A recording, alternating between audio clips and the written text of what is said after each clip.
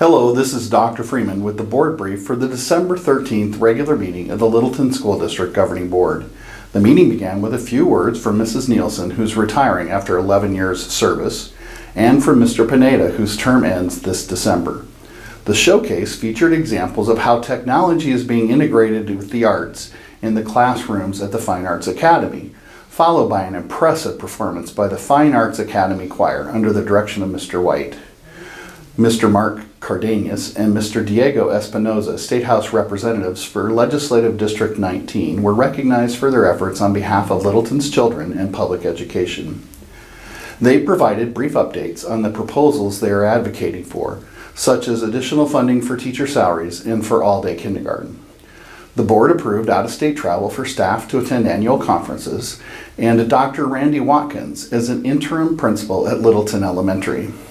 Mr. Delacio reviewed Collier Elementary's improvement plan, and Ms. Musel presented information on the district improvement plan.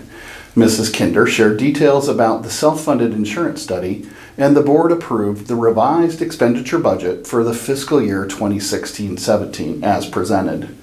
The governing board heard information about the instructional calendars for the next 2 years and supported looking for opportunities to work with Tolleson Union High School District to make school recesses more aligned. Mrs. Sausnick officiated over the swearing in of new terms for governing board members, Mrs. Kathy Reyes, Mr. John Rader, and Dr. Perlat Ramos, as well as Mr. Curtis Nielsen, who is being appointed by the Maricopa County School Superintendent. To conclude the meeting, Mr. Pineda's service was recognized, as was Mrs. Nielsen's retirement.